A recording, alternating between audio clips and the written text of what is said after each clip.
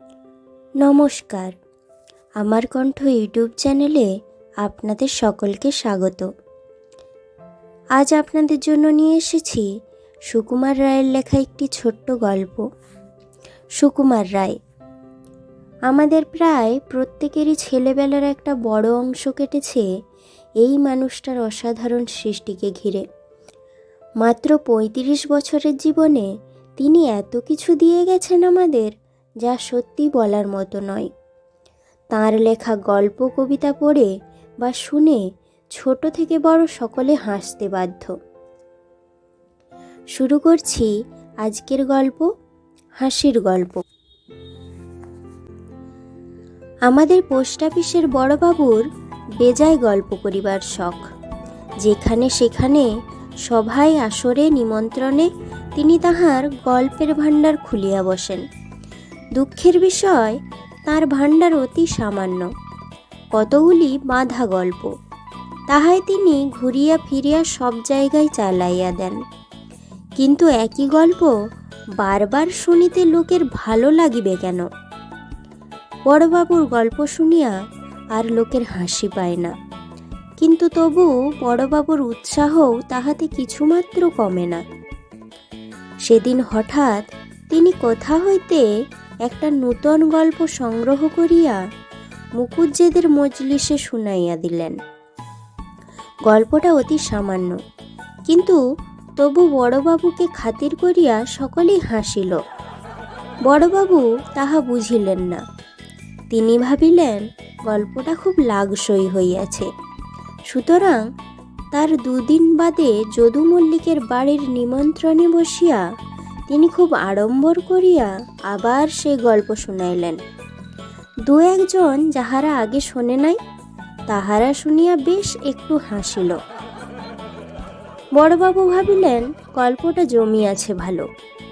তারপর ডাক্তারবাবুর ছেলের মুখে ভাতে তিনি আবার সেই গল্প খুব উৎসাহ করিয়া শুনাইলেন।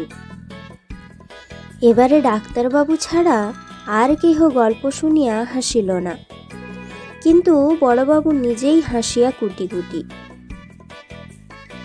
তারপরেও যখন তিনি আরও ২-৩ জায়গায় সেই একই গল্প চালাইয়া দিলেন, তখন আমাদের মধ্যে কেহ কেহ বিষম চটিয়া গেল। বিশু বলিল, না হে, আর তো সহ্য হয় না। বড়বাবু বলে আমরা এতদিন সয়ে আছি, কিন্তু ওর গল্পের উৎসাহটা একটু না কমালে চলছে না। ২ দিন বাদে আমরা ১০-১২ জন বসিয়া গল্প করিতেছি। এমন সময় বড়বাবুর নাদুস নুদুস মূর্তিখানা দেখা দিল। আমরা বলিলাম, আজ খবরদার, ওর গল্প শুনে কেউ হাসতে পাবে না, দেখি উনি কি করেন। বড়বাবু বসিতেই বিশু বলিয়া উঠিল, না বড়বাবু, আজকাল যেন কেমন হয়ে গেছেন। আগে কেমন মজার মজার সব গল্প বলতেন, আজকাল কই, কেমন যেন ঝিমিয়ে পড়েছেন। বড়বাবু একথায় ভারী ক্ষুণ্ণ হইলেন। তাঁর গল্প আগের মতো আর জমে না, এ কথাটি তাহার একটুও ভালো লাগিল না। তিনি বলিলেন, বটে, আচ্ছা রোসো, আজ তোমাদের এমন গল্প শোনাবো, হাসতে হাসতে তোমাদের নাড়ি ছিঁড়ে যাবে। এই বলিয়া তিনি তাহার সেই মামুলি পুঁজি হইতে একটা গল্প আরম্ভ করিলেন। কিন্তু গল্প বলিলে কি হইবে, আমরা কেহ হাসিতে রাজি নহি। সকলেই কাঠ হইয়া বসিয়া রহিলাম। বিশু বলিল, না, এ গল্পটা জুৎসই হল না। তখন বড়বাবু তাহার সেই পুঁজি হইতে একে একে ৫-৭টি গল্প শুনাইয়া দিলেন, কিন্তু তাহাতে সকলের মুখ পেঁচার মতো আরও গম্ভীর হইয়া উঠিল। তখন বড়বাবু খেপিয়া গেলেন।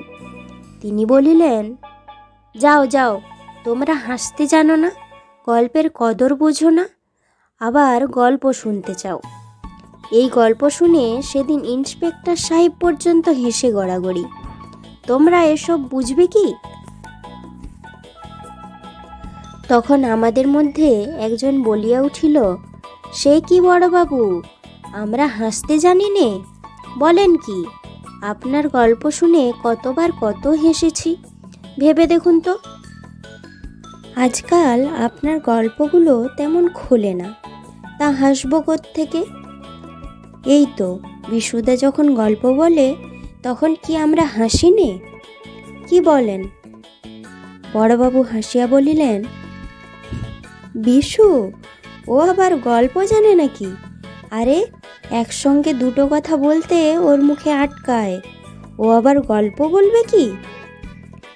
বিশু বলিল, বিলক্ষণ, আমার গল্প শোনেননি বুঝি? আমরা সকলে উৎসাহ করিয়া বলিলাম, হ্যাঁ হ্যাঁ, একটা শুনিয়ে দাও তো। বিশু তখন গম্ভীর হইয়া বলিল, এক ছিল রাজা। শুনিয়া আমাদের 4-5 জন হো হো করিয়া হাসিয়া বলিল, আরে রাজার গল্প রে, রাজার গল্প। বিশু বলিল, রাজার 3টা ধাড়ি ধাড়ি ছেলে। শুনিবা মাত্র আমরা একসঙ্গে প্রাণপণে এমন সশব্দে হাসিয়া উঠিলাম যে বিশু নিজেই চমকাইয়া উঠিল। সকলে হাসিতে হাসিতে উহার গায়ে গড়াইয়া পড়িতে লাগিলাম। কেহ বলিল, দোহাই বিশুদা, আর হাসিও না। কেহ বলিল, বিশুবাবু রক্ষে করুন, ঢের হয়েছে। কেহ কেহ এমন ভাব দেখাইল যেন হাসিতে হাসিতে তাহাদের পেটে খিল ধরিয়া গিয়াছে। বড়বাবু কিন্তু বিষম চটিয়া গেলেন। তিনি বলিলেন, এসব ওই বিশুর কারসাজি, ওই আগে থেকে সব শিখিয়ে এনেছে, নইলে ও যা বললে তাতে হাসবার মতো কি আছে বাপু? এই বলিয়া তিনি রাগে গজগজ করিতে করিতে উঠিয়া গেলেন। সেই সময় হইতে বড়বাবুর গল্প বলার শখটা বেশ একটু কমিয়াছে। এখন আর তিনি যখন তখন কথায় কথায় হাসির গল্প ফাঁদিয়া বসেন না। ধন্যবাদ। আশা করি গল্পটি ভালো লেগেছে। এইরকম আরও ভালো ভালো বাংলা গল্প শুনতে আমার কণ্ঠ চ্যানেলটি সাবস্ক্রাইব করুন।